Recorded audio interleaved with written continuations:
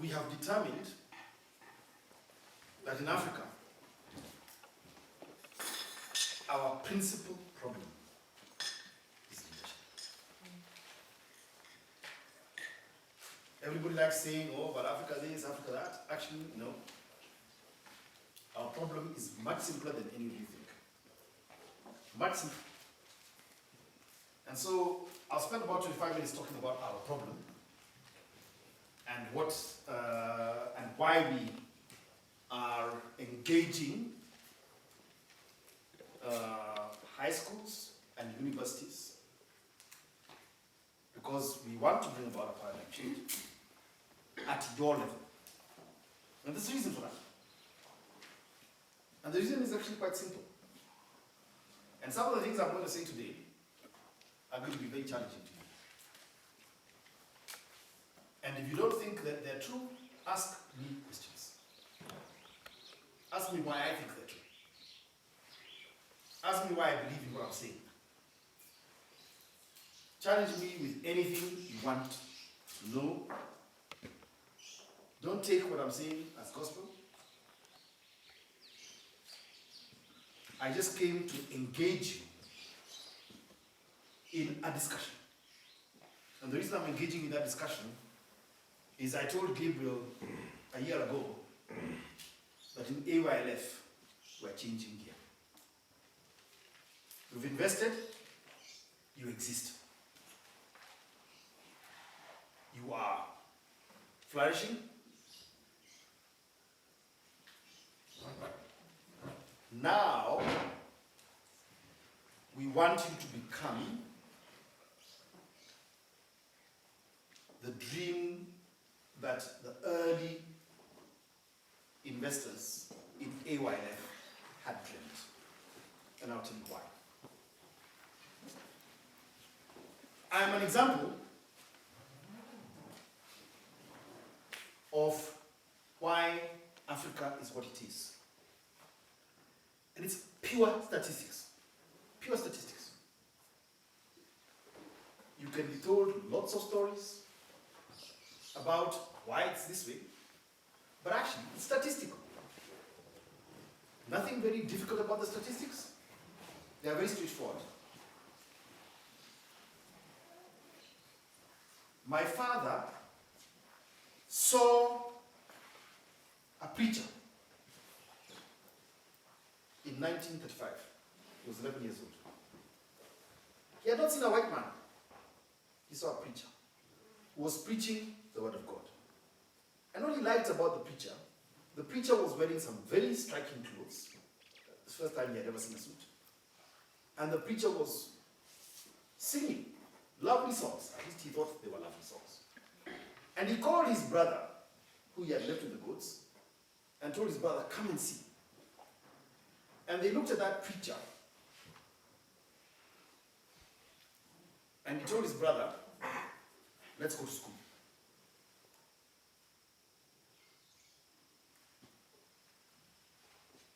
And his brother said, yes. 3 years before that, his father had told him, do you want to go to school?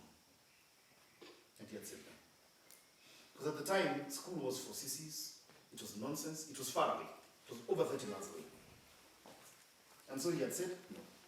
He was just, as we normally say, a simple shepherd, somewhere in deep Kirinyaka. What he saw every morning was the mountain. But that's all he was, just a shepherd, looking after his father's goats. He is what we call Generation 1. He's Generation 1 educated. Yes? What's the problem? Because this was the people who took over leadership at his parents. Why was that a problem? Yes? It took him from that moment to 1960 to get a degree from Oxford. He went through Makerere, Alliance, Makerere. Then he did 5 years of work with the civil service. They took him to Oxford as one of the first Africans to be coming into the civil service to take over independent Kenya. They were the first coming in. What was the problem? Much simpler than you think. It's statistical. There were less than 1,000 graduates. Our population was 4.8 million. So these 1,000 had to reach 4.8 million people. With, let's be very careful now, the information age. My father came from the Iron Age. I hope all of you have done history and understand something called the Iron Age. When he was looking at this picture, he was Iron Age. The only thing that technology that had reached was the technology to take red soil, mix it with a few things from around the area, and create a spear, a sword, that's all. That was his one. Technology had not reached us. He was Iron Age. In a period of 35 years, he reached information age. But there were only 1,000 of them. They were expected to reach the whole of Kenya and convince Kenya to change to a country embracing technology, embracing philosophy, embracing democracy. Do you know that was absolute nonsense? Absolute nonsense. It was not possible. How can 1,000 people talk to citizens who are in the Stone Age, some of them? Some are hunter-gatherers, and shift their brain, their mindset to this modern economy? It is not possible, let me tell you. And I am an economist, and we're the ones who now are saying why it was never possible, and it could never happen. Yes? My eldest brother is in the generation of 10,000 graduates. I am 56. I am the generation of 100,000 graduates. You are the first generation. You are passing 1 million. I can take any one of you, and I only need to make you reach 20 Kenyans. And the message I give you has been translated. This generation, therefore, is the one that will transform this country. It's that simple. It's statistics. And why do I say that? Because as economists have done some work. And we found that the previous thinking about economics, what created development, we call it resource-based economics, is garbage.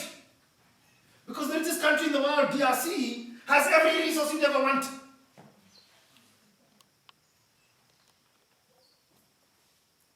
But there are no educated human beings. I see the problem. We've done the regression. And the regression tells us development is 99% correlated to number of years in education per citizen. Best country in the world, Taiwan, 11. Even the quality is irrelevant. Just count how many years a human being has spent in education, and you get what?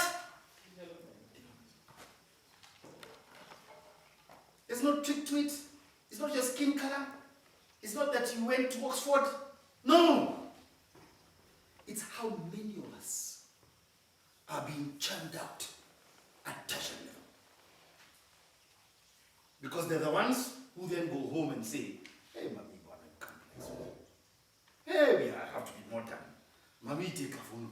Even I'll buy you the phone. You see all of you now are in that level. Your mom at home, if she doesn't have a phone, I think she must have by now.